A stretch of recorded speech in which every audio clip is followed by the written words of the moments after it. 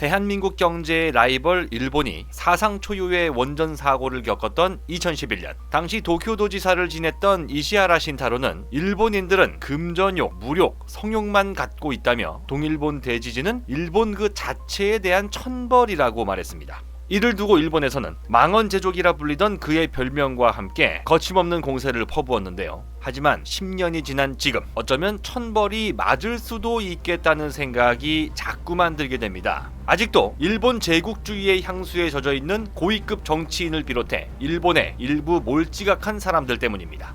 이 세상 어느 누가 봐도 잘못된 행동을 저질렀다면 사과와 보상과 더불어 반성을 하는 게 당연합니다.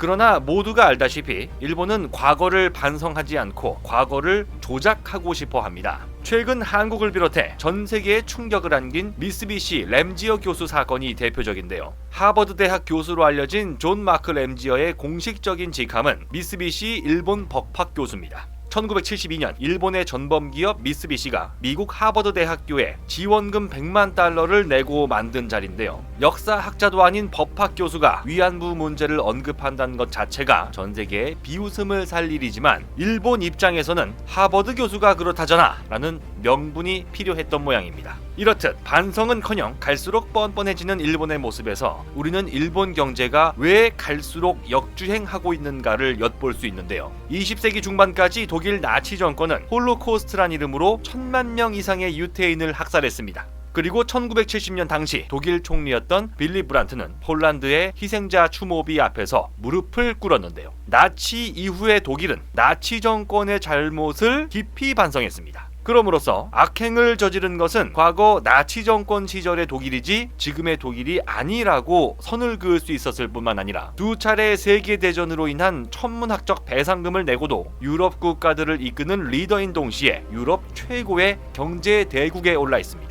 하지만 일본은 정반대의 길을 걷는 중인데요. 1990년 거품 경제로 절정을 맛본 이후 급격한 경기 침체를 겪고 있던 중 1995년 터진 고베 대지진으로 인해 6,000명 이상의 사망자를 포함한 5만 명 가까운 사상자가 발생했습니다. 또 홍콩과 함께 동아시아 2대 중개 무역항으로 명성을 날리던 고베항이 마비되면서 부산항의 물량을 뺏기고 고베시는 몰락하게 됐는데요. 그럼에도 불구하고 2000년대 초반까지 한국의 1인당 GDP는 일본의 절반 수준이었습니다. 하지만 삼성전자나 현대중공업처럼 일본 기업을 퇴출시켜버리는 한국 기업이 등장하고 엎친 데 덮친 격으로 일본은 2011년 동일본 대지진과 함께 후쿠시마 원전 사고라는 초유의 사태에 직면하면서 양국 간의 경제력 격차는 점점 더 줄어들었습니다. 급기야 2017년부터는 2년 연속 구매력 기준 1인당 국내 총생산에서 한국이 일본을 앞서기에 이르는데요. 최근 IMF가 발표한 2020년 경제 성장률에서 한국이 OECD 1위에 오른 것을 감안하면 2분기에 발표될 2019년 최신 데이터도 보나마나 한국이 일본보다 더 높을 전망입니다. 일본의 인구는 한국의 2배가 넘습니다. 그러니까 국가 전체를 놓고 비교하면 당연히 일본이 앞서는 것들이 많겠지만 국민 한 사람당 경제 지표를 따지면 이미 4년 전부터 역전이 시작됐다는 얘기입니다.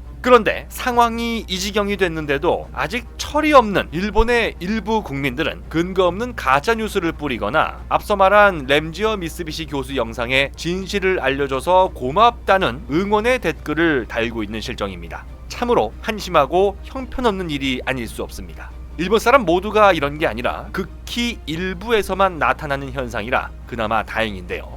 무섭게 추격하는 한국을 끌어내리기 위해 일본이 벌인 한일 무역전쟁도 어느덧 3년차를 맞았습니다. 사상 최장기간 재임했던 아베 신조 전 일본 총리 복귀설까지 나돌면서 이웃 국가로서 경제도 땅도 점점 침몰하려 하는 일본이 걱정됩니다. 아무쪼록 아무 의미 없는 양국 간의 싸움은 이제라도 그만두고 어떻게든 공생의 길을 찾는 것이 일본에게도 이득이라는 것을 하루빨리 깨닫길 바랍니다. 3년째 못 깨닫고 있네요. 곧 새로운 내용으로 다시 찾아뵙겠습니다. 좋아요 버튼과 구독 버튼을 눌러주시면 더 좋은 컨텐츠로 보답하겠습니다. 감사합니다.